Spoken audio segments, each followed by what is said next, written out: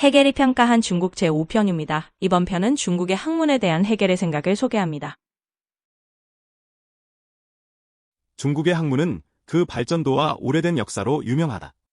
실제로 중국인들은 학문을 매우 존중하여 국가 차원에서 장려할 정도다.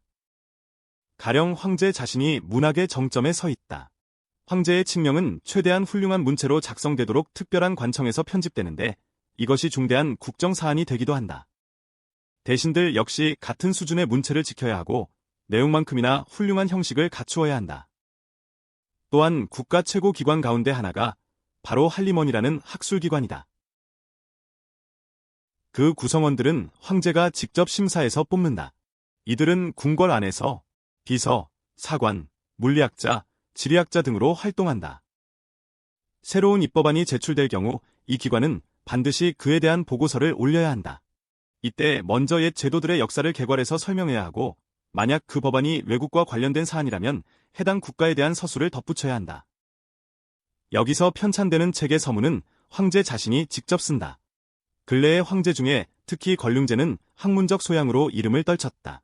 그 스스로도 많은 글을 썼지만 그보다 더 두드러진 업적이 있으니 중국의 주요 고전들을 대대적으로 수집하여 간행한 일이다.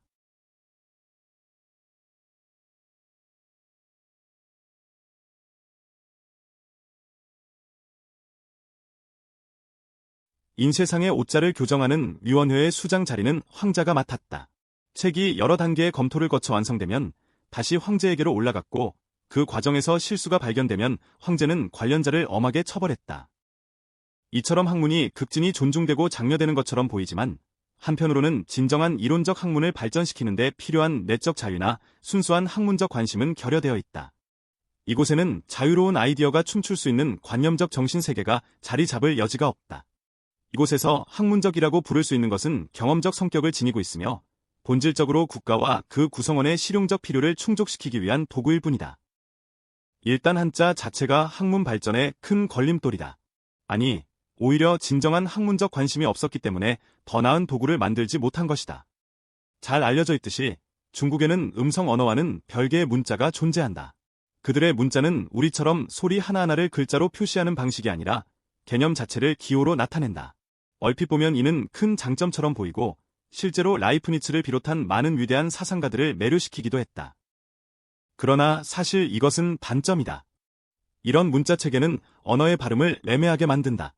문자로 정확한 소리를 표기하지 못하기 때문이다. 우리의 경우 문자로 각 음을 표시해야 하므로 애매모호한 중간 음 등이 제거되는 방향으로 음성 언어가 다듬어진다. 그리고 이렇게 다듬어진 발음을 우리는 다시 익히게 된다. 반면 중국에서는 이런 식으로 음성 언어가 다듬어질 수 없기 때문에 소리의 미묘한 차이를 명확한 음운체계로 발전시키지 못했다. 중국의 음성 언어는 제한된 수의 단음절 단어들로 구성되는데 한 단어가 상황에 따라 여러 의미로 사용된다. 가령 포우라는 발음은 억양에 따라 아래의 11가지 뜻으로 쓰인다. 유리, 끓이다, 곡물을 까다, 쪼개다, 물을 대다, 조리하다, 늙은 여자, 노예, 너그러운 사람, 영리한 사람, 조금. 의미는 오로지 문맥이나 성조에 의해 구별된다. 중국인의 귀는 이런 미묘한 차이를 잘 포착하도록 예민하게 발달되어 있다. 우리의 문자는 매우 쉽게 배울 수 있다. 우리는 음성 언어를 대략 25개의 음으로 분석하는데 이러한 분석을 통해 음성 언어 자체가 명확해지고 가능한 음의 수가 제한되며 애매한 중간 음들이 제거된다. 우리는 이 기호들과 그 결합 방식만 익히면 된다. 그런데 이 같은 25개 기호 대신 중국인들은 수천 개의 문자를 익혀야 한다. 일반적으로 실생활에 필요한 문자 수를 9353자로 잡기도 하고 새로 도입된 글자를 합치면 1516자에 이른다고도 한다. 그리고 책 속에 등장하는 문자 전체의 수는 8만에서 9만 자에 달한다. 이제 중국의 학문 자체를 살펴보자. 중국의 역사서술은 그냥 구체적인 사실들만 나열할 뿐 거기에 대한 판단이나 해석은 거의 없다.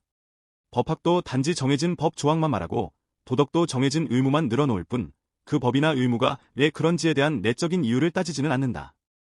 그렇지만 중국에도 철학이 있는데 그 기본 개념들은 매우 오래되었다. 예를 들어 역경이라는 운명의 책은 생성과 소멸 같은 주제를 다룬다. 이 책에는 하나와 둘에 대한 매우 추상적인 관념들이 나타나 있는데 이 점에서 중국 철학은 피타고라스 학파와 동일한 기본 사유에서 출발하는 것으로 보인다. 그 원리는 도라고 불리는 이성인데 모든 것의 바탕이 되고 모든 현상을 일으키는 존재로 여겨진다. 이러한 도의 다양한 모습과 작용을 아는 것이 중국에서도 가장 높은 학문으로 여겨지지만 정작 국가 운영과 관련된 실제 학문과는 전혀 연결되지 못하고 있다. 노자의 저술들, 특히 도덕경은 유명하다. 공자는 기원전 6세기에 이 철학자를 방문하여 경의를 표했다. 중국인 누구나 이런 철학책을 공부할 수 있지만 이들과는 별개로 도사, 혹은 이성의 숭배자라 칭하는 특별한 종파가 존재한다. 이들은 세속을 떠나서 사는데 그들의 사고방식에는 몽상적이고 신비주의적인 요소가 많이 섞여 있다. 그들은 도를 깨달으면 누구나 절대적인 힘을 가지게 되어 하늘을 날 수 있고 죽지도 않는다고 믿는다. 이는 한때 서양에서 엘릭서라 부르던 것과 비슷한 개념이다. 공자의 주요 저서들은 영어로도 번역되어 널리 알려져 있다. 그 안에는 올바른 도덕적 발언들도 분명히 있지만 전체적인 내용은 핵심을 찌르지 못하고 변죽만 울리는데 그친다. 개별 상황에서 나온 단편적 규범만을 반복해서 제시할 뿐 이를 한데 묶는 도덕의 본질적 개념으로 나아가지 못한다. 또한 사유가 내부의 논리적 필연성에 따라 전개되지 못하고 상황에 따라 강조점이 바뀌는 식의 서술만 이어져 결과적으로는 평범한 교훈집 수준에 머무르게 된다. 다른 종류의 학문들은 학문 그 자체라기보다는 실용적인 목적을 위한 지식 정도로 취급된다. 중국은 과거에는 명성이 있었으나 현재는 수학, 물리학, 천문학 등에서 크게 뒤처져 있다. 그들은 유럽인들이 그때까지 발견하지 못했던 많은 것을 알고 있었지만 실제로 활용하는 법은 제대로 알지 못했다. 예를 들어 자석이라든가 인쇄술이 그러하다. 특히 후자의 경우 그들은 글자를 나무판에 새긴 뒤 그것을 찍어내는 수준에 머무르고 있으며 가동 활자에 대해서는 아무것도 알지 못한다. 화약 역시 유럽인들보다 먼저 발명했다고 주장하지만 실제로는 예수의 선교사들이 처음으로 대포를 주조해서 만들어줘야 했다. 수학에 관해서 말하자면 그들은 계산에는 매우 능하지만 학문으로서의 더 높은 단계는 알지 못한다. 천문학에 있어서도 중국인은 오랫동안 위대한 천문학자로 여겨져 왔다.